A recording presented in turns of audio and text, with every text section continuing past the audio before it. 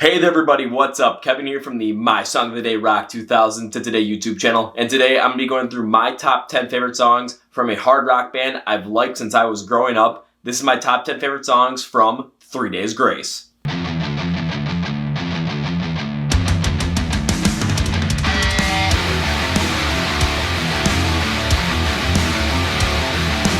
So before we jump into the top 10 list, please follow My Song of the Day Rock 2000 today on social media such as Facebook, Twitter, and Instagram. You can talk to us very easily on all of those platforms, connect with us in any given way. All three platforms have the 30-second Song of the Day preview on them, and on Instagram, which is our biggest platform, we have our IGTV behind-the-scenes vlogs every single Tuesday night and our live streams every single Wednesday night at 9 p.m. Central, so go follow that. Links for all this stuff in the description below. Subscribe to this YouTube channel because you'll be able to be notified when we release videos every single Wednesday with the band reviews, the album reviews, the top 10 list, and one of my personal favorites, the Kevin Figures Out series. It's my favorite series, and we're doing a lot more of those. So check out the Baby Metal one, the Dance Gavin Dance one, and see what you think. Also, when you're subscribed to this channel, you'll be notified every single Tuesday and potentially Thursday with Chord Progression podcast episodes where I'm interviewing the emerging bands in the scene, the bands ready to break through to the next level. And you'll get notified when the videos that come out, but also you can follow the podcast just audio-wise on Spotify, Podcasts, and Google Play. Links for everything in the description below, but that's enough of that, so let's get into 3 Days Grace.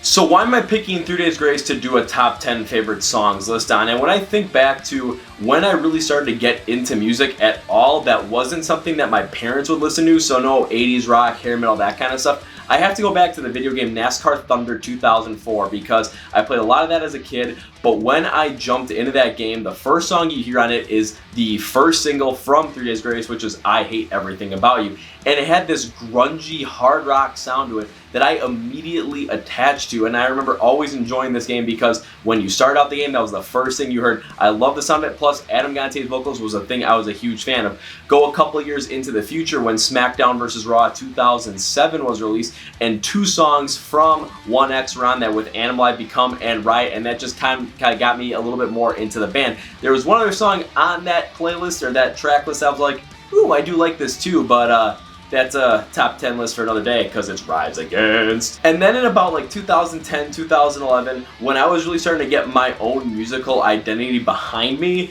which was finding out bands that I really liked and really sticking to them, bands like Rise Against, Disturbed, Hollywood Undead, I was starting to really kind of go back to 3 Days Grace because I went back to it. It was something I just really enjoyed, especially with the different sound and Adam Gante's vocals. The hard rock sound had this post-grungy feel to it as well, and it was something that I really like to go back to every now and again. And I mean, I'm doing a top 10 list for him, so enough with that. Let's just go to it, guys. Let's go!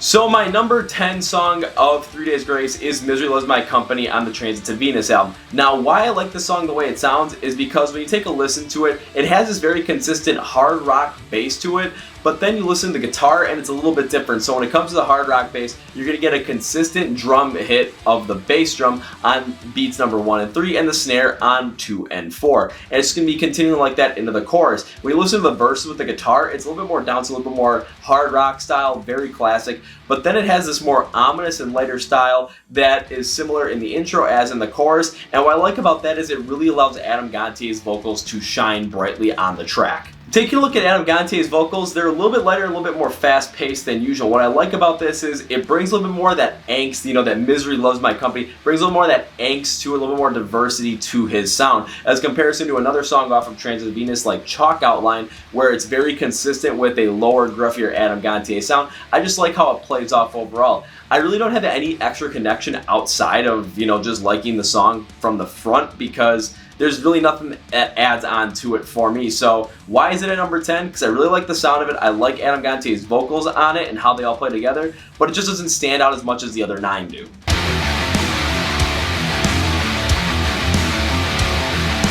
At number 9, I have the song No More off of Life Starts Now. And why I like this song when it's constructed is when I take a listen to it, the guitars have this sort of twangy feel to it, which kind of brings out a little bit more emotion throughout the song, especially in the intro. And then as the song goes on, it continues to have that. Take a look at Adam's vocals in the verses. They feel a lot calmer, but they kind of add a little more of that calm angst to it, like, calm before the storm style. So I was really curious to see how these picked up. And then going into the chorus, this was something where the song shined brightly. The chorus is probably my favorite 3 Days Grace chorus as it's isolated, because when you take a listen to it, Adam's vocals, they have a lot more of this higher pitch pain to them, this angst, like, you've gotten to the edge of what you're going through, and you have to say no more in order to make that turn. That actually does come out there. And listening to the bottom line instrumentation on that, the twang guitar is there just to amplify that, and I absolutely love it. And my extra connection to the song on this one is because when I think about everything I went through from like June 2017 till like, I'll say like, maybe June 2018, maybe April 2018, kind of all this stuff in there. When I finally got to that like breaking point of that no more feel, like I'm not going to take this anymore, I'm going to go and change things around and be more myself. Yeah, this chorus just amplifies that to a whole nother level, and I absolutely love it. But why it's at 9 is because I love how the verses build up to the chorus, but the chorus is the main portion. On the other songs, I like a lot more of them as a whole instead of just a portion. So let's go to number 8.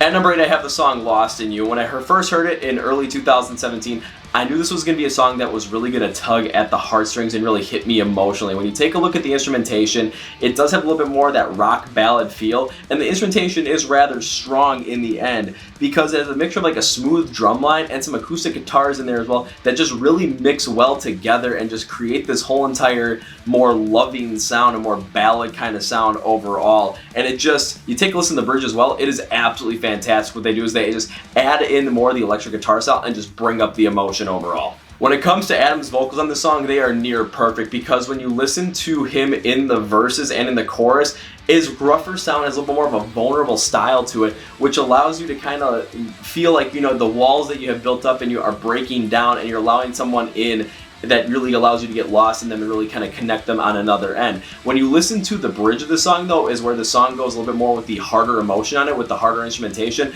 Adam Gantier's rougher style kind of just amplifies all of that to a whole nother level, and I absolutely love it. However, when I take a look at this song, there was a moment in time where I absolutely loved this song because it was connected with a person that I was currently dating at the time when I first heard it, and it was a real connection right there. But then once that connection was split, I could not listen to the song for over a year at least because just the memories associated with it was the painfulness of it, and I just wanted to push it all the way back. But now as I have kind of gotten that out of my mind mostly and just gone forward and just move forward, I have a new appreciation for the song as well. So why it comes at number 8 is just because the volatility of the connection that I have with it. If I am really connected with somebody and I feel that strong connection and the song amplifies it, it could be higher, or it could be lower if I just absolutely have bad memories associated with that song or negative thoughts associated with that song. So it's a volatile one.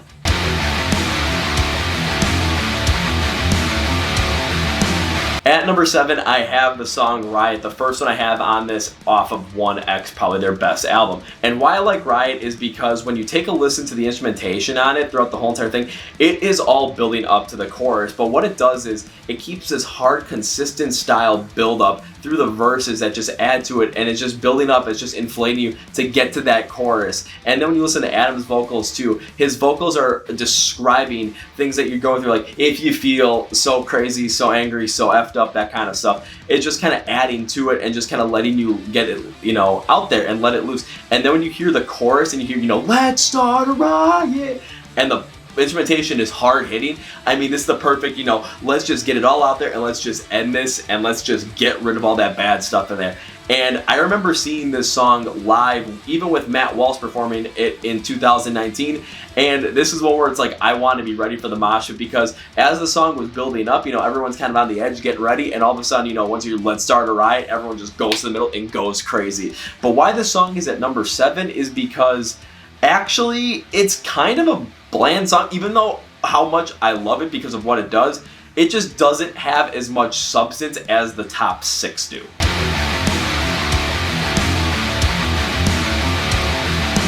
At At number 6, I have the song The Mountain off of their most recent release to date. And when I take a look at this song, one thing I like about it is when it starts out a little bit more muzzled, like you're not sure what you're getting into, and then it goes in this full-on hard rock anthemic style. Yes, I think the verses are a little bit constructed more simplistic style, but what it does really well is it allows Matt Walsh to kind of just use his vocals to kind of amp you up, much like they did on Riot with Adam Gontier.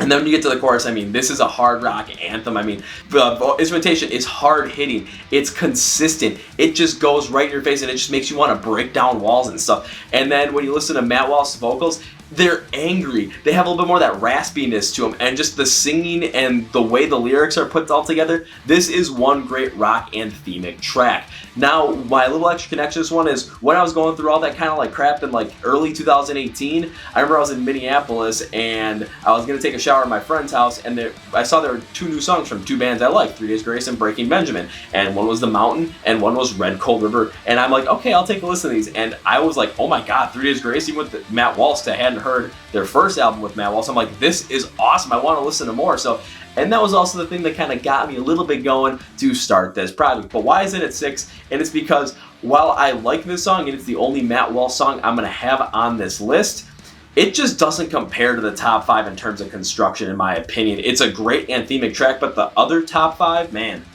they got something going for them.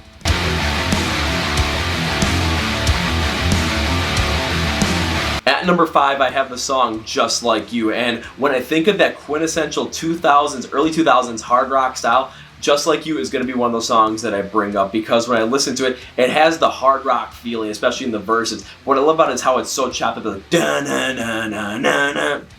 Do. Like it just kind of goes like that, and it's all chopped up, but it's hard, and I absolutely like it. And then when you listen to Adam Gontier's vocals as well, especially in the verses, they just mesh so well that in that like post-grungy, angsty kind of style that he has. When I take a look at the chorus on this song, I think it's rather standard in a little bit of the ways, but I really do like what it does because the instrumentation, it kind of keeps that chopped up style to it overall. But when I really take a look at that chopped up style, I really like what they do here because a lot of the hard rock bands at the time really weren't going with that. And I'm like, man, this really does work out well to kind of break away from everything else. Plus, Adam Gontier's vocals are a little bit that rougher style, but they work a little bit more smoothly put together, and I really do like it. Young Me was all about this. Why I like this song is because, like, kind of when I was getting back into 3 Days Grace a little bit more, especially as, you know, in college and just kind of going a little bit forward with that, and in high school, one thing I really started getting a little bit more into was a song called, like, Just Like You. And the reason was because this was, like, early 3 Days Grace. This was the Adam Gontier version. I'm like, this is awesome.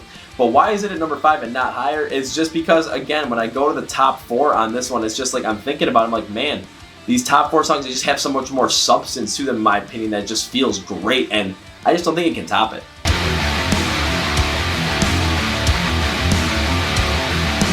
At number 4, I have the song Animal I Have Become. Why I like this song is because it is another one of those rock anthemic hard rock style songs, and you listen to the intro, it has like an intro bass line and guitar riff to it that really kind of sets the tone for it. And if you take a look at the verses, they do kind of have that build-up feel that Riot has as well, where you're really leading into the chorus. But what this song does better than Riot is just that lead up style has a little bit more substance to it, where you can easily latch on to the verses a lot easier than I could with Riot. Plus, Adam's vocals are a little bit smoother and play off a little bit more with the instrumentation. They kind of add to it and really build up to the chorus. So the chorus is where this song lives and breathes, because while the chorus and the instrumentation still kind of has a very standard hard rock approach to it, it really does fit in well with what Adam Gontier's vocals are, because again, they're smooth, but they're also rough at the same time. They're coarse, but they're powerful. It does a lot of things there, and it really kind of lets out that animal in the whole entire thing. And one thing I love about the song is when you get to the bridge, it's like, somebody help me through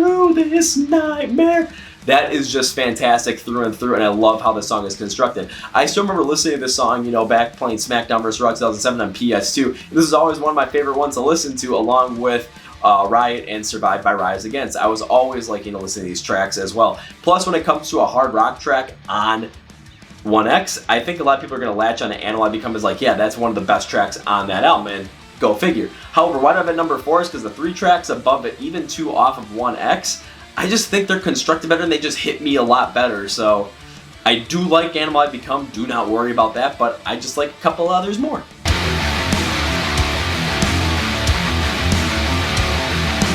At At number 3, I have the song I Hate Everything About You. And when you're thinking about that 2000s, early 2000s hard rock style that I mentioned with Just Like You being that quintessential sound, yeah, I Hate Everything About You takes that to a whole nother level, because when you listen to the intro on this song, it's going to stick out in your mind. When you listen to the verses and kind of the buildup of it, it has the very same consistent bass line and guitar line and just everything about it, and it's just, it kind of has, again, that build-up feel, but it has a lot more to latch onto because of Adam Gantier's vocals. They're a lot smoother on these verses, and they really tell a story about loving someone so much in your life, but because they're more of a detriment to what you're doing, you kind of got to deal with that, and you got to deal with the hate you have from along with the love you have from at the same time. And that smoothness in the vocals, especially in the verses, really add up to the build-up of the chorus. The chorus is probably one of the best 3 Days Grace choruses on this one, because when you take a look at the instrumentation on this one, it's broken up. It's that do-do, I do-do, hey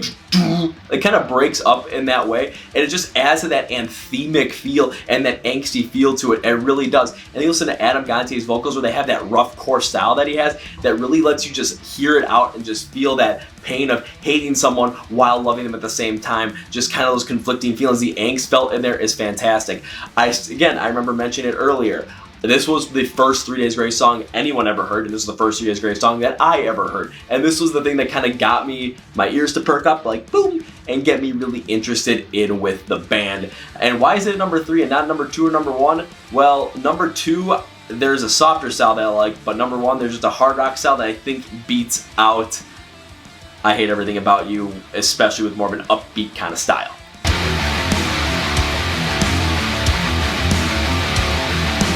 At number 2, I have the song Never Too Late. And why I like this song is because when you're thinking of like a hard rock ballad, I mean, this is it. I'm not talking like Home Sweet Home from Motley Crue or Every Rose Has a Thorn from Poison. Like, this is the hard rock ballad that I absolutely love and resonate with because, well, this is what I listened to growing up.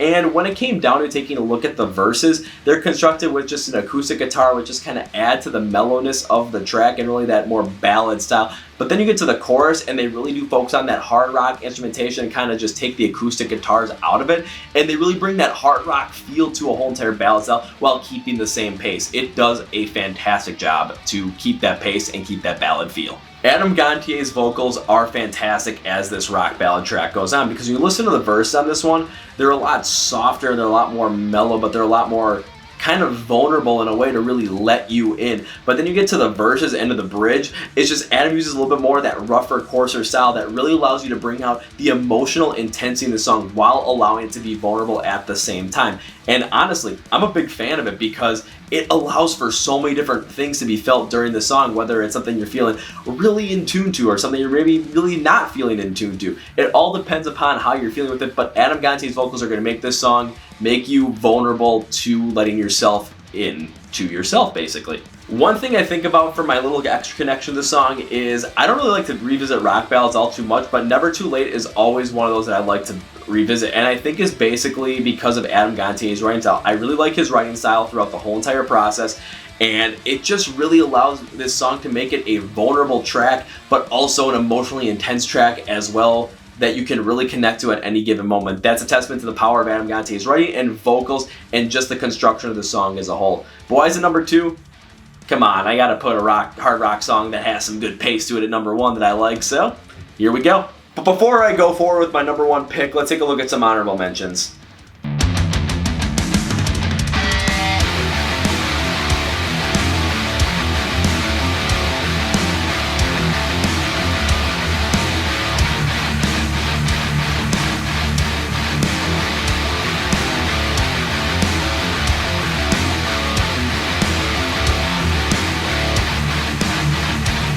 Enough with those. Number 1.